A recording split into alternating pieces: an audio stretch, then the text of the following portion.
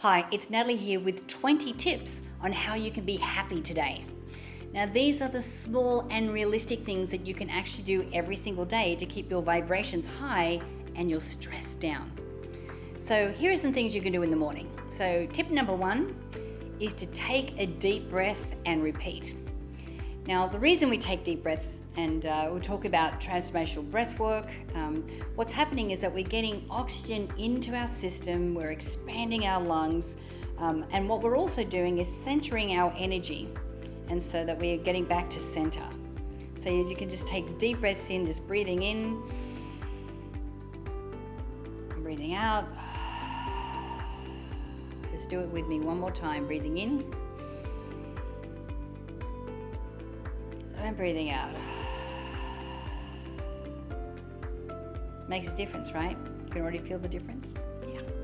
Okay, so that's tip number 1, deep breath. Tip number 2 is to think about the things that you're grateful for. Now, to make this a morning practice, what I do is I actually go for a walk. I'll take Bella out, and every morning when I take her out and I'm walking around the marina here, that's my exercise that triggers me into going into my gratefuls. So think about something that you do regularly in the mornings. It could be having a shower, cleaning your teeth, eating breakfast, whatever that is, and use that as your reminder to drop into your gratefuls. Okay, so tip number 3 is to set your alarm to wake up and watch the sunrise. Now, if you haven't done this for a while, I highly recommend it. Sunrise in the morning is such a magical part of the day, and it's so beautiful. And that, also can be, combined with the previous tip where you can sit in and be grateful for what you have and watching the beautiful sunrise. I actually did it this morning. It's amazing. And you can do that, number 3, which is to watch the sunrise, or number 4, sleep in. So maybe you have to get up every morning and you see the sun rising every morning and it's not so magical. Well, what you could do is actually, organize some mornings where you actually get to sleep in. Don't set the alarm, don't have the phone in the bedroom, plan to sleep in, make sure you're all snuggled in and just really enjoy that and have a rest for a change. Okay, so number 5 is to make yourself a delicious breakfast. So, and I could take this a step further and say make yourself a delicious, healthy breakfast. What I normally do is to be more healthy, I love bacon. So I choose, sugar-free bacon that has no nitrates. Might make a paleo pancake with some fresh fruit. And then I use something like monk fruit or something that's a very low sugar content. It's still amazingly delicious and I feel good when I've eaten it. So, set aside a morning or 2 where you can actually go all out and have something absolutely delicious. So number 6 is take a short walk for fresh air. I know that, with the pandemic, we've been really inside a lot of the time, but I think it's important to take a short walk every day just to be out in the fresh air, have a bit of sun on your face, a bit of vitamin D. I think it's really healthy for you. Okay, so that's number 6. Number 7 is to make your bed. Now, I know that this sounds like, what? Make my bed? I don't know. But it's like you've accomplished something. It makes you feel good. I work from home, and especially if you're working from home as well, when you walk into the bedroom and everything's kind of all neat and tidy, it helps me think better, but it also makes it nicer when I go to bed that evening. So make your bed in the morning. All right, so here are some tips that you can do during the day. So we're up to tip number 8. And this one you can do it during the day, you can do it anytime, any of these things that I'm going to go through right now. But number 8 is to look in the mirror and smile. Like, really smile at yourself. And as you're doing this, it's not just what you're doing, but how you're feeling when you do this. It's really hard to not feel happy when you're smiling. But when you're smiling at yourself, it just takes that to a whole new level. Okay, number 9 is to take a break.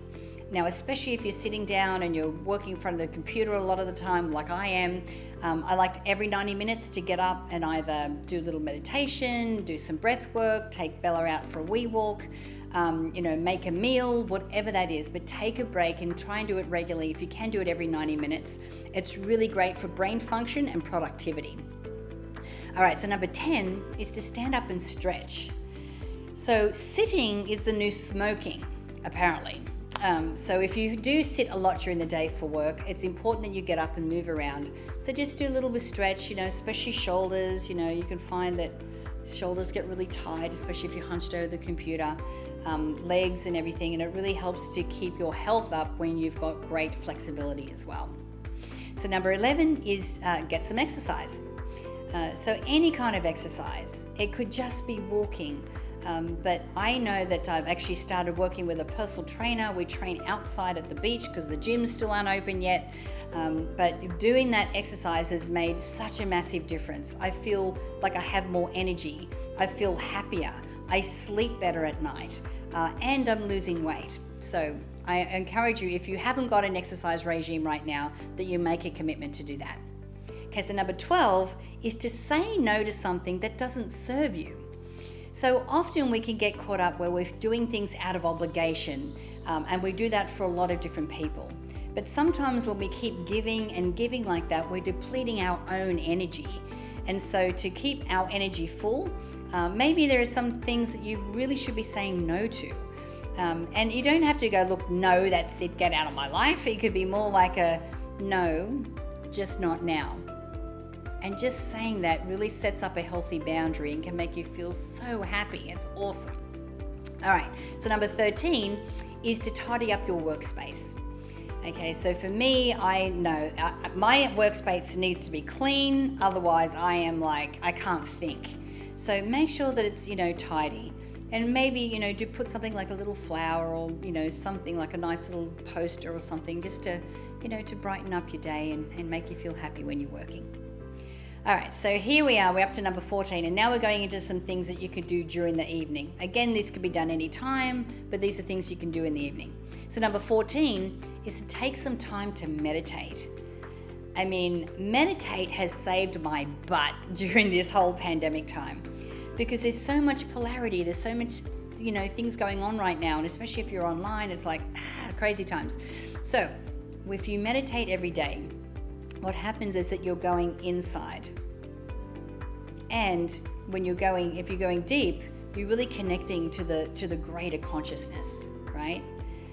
And when you connect to the greater consciousness or to God or to the divine, then what it helps you do is to realize that a lot of the chatter that's going on right now, it's just minutia. It's not important because everything is love. And when we remember that we are love and we come from love, meditation can help us to do that. So really take some time to commit to making a meditation practice if you haven't done so already. Okay, so number 15 is to declutter a room. That doesn't necessarily have to be a whole room. It could be just a closet. It could be, but do some kind of decluttering. And I know that in the beginning of COVID, I had no time. I was very busy.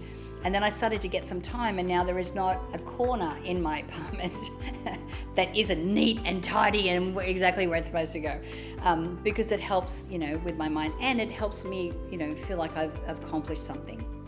So maybe even start with a closet. It could be really helpful. Okay, so number 16 is to express love to someone who's really close to you.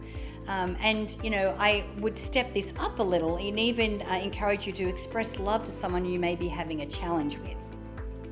Because when you can change your focus from what's this person, this person's like annoying me about this, but when you can shift it to, well, what is it that I love about this person? Then it really shifts the dynamics of that relationship, okay? So express love to someone that's close to you. Number 17 is to write into a gratitude journal. Now, we all have time to do that right now, but committing your gratefuls to paper. And I always recommend 5 new things a day. So what that does is it trains our brain and trains us to look for all the little positive things that are happening throughout the day, because you want to commit that to a journal that night. All right, so that's number 17. Number 18, and this is to let go of a grudge. Life is too short for us to be holding on to all this anger over something that maybe the other person is not even thinking about. Having that anger is like basically, drinking poison and hoping that the other person feels it. Just release that. Get to a point of forgiveness. You don't even necessarily have to share the forgiveness with the other person, but do it for your own good. Get rid of that toxicity out of your system. It really is amazing to do that. Okay, number 19, we're getting close to the end, is to find a silver lining in something that didn't go your way. So, part of the whole manifestation process, and one of the most important parts of this, is what I call surrender. So this is surrender into knowing that everything's happening in divine timing and everything's happening exactly the way that it's supposed to. So if something shows up for you that my girlfriend Lisa Nichols calls a gift wrapped in sandpaper, so something shows up that is not going your way, then take a moment to kind of step back and look at it and go, okay, not what I was expecting, but if there is a gift here, what is it that I need to see? Do I need to change direction? Do I need to learn a lesson? Is this an opportunity? Is there something that I need to change about myself? And really look at what the silver lining is in those things. That way, your momentum never stops. You keep moving forward towards your goals and everything is great. All right, so number 20, and this one I really encourage everyone to do when you finish watching this video, and that is to leave a nice comment for someone on social media. It is a bit of a crazy place right now. We're leading into an election here in the US. There's a lot of division when it comes to political parties, whether we should be wearing masks. There's a lot of disinformation out there. So let's make social media a really nice place to be and leave a nice comment for someone. Now, as you can see, the secret to happiness lies in what we do every day. Our conscious decisions and habits for happiness that will make us fulfilled, peaceful and satisfied most of the time, and that helps us go through challenging times with more ease. So no matter what's going down right now, and no matter how long you've been down, these tips will be able to help you to do that. In fact, the first step is super simple. You just need to discover why your mind is subconsciously rejecting happiness. Now, we've actually created a quiz that will help you to identify what your happiness hurdle is. Now, when you take the quiz, which takes less than 30 seconds, based on your quiz results, you'll discover exactly what your happiness hurdle is and how you can overcome it for good and instead be unconditionally happy. So if you'd like to discover what your number one happiness hurdle is, just take the free quiz in the description box below. Now, before I go, I'd love to hear from you. Please comment below if you have any other tips or suggestions or ideas that can help the community to raise their vibration and feel happier. And don't forget to subscribe to the My Movies YouTube channel for more videos on personal growth and the law of attraction. My name is Natalie Ledwell. Thank you for watching, and bye for now.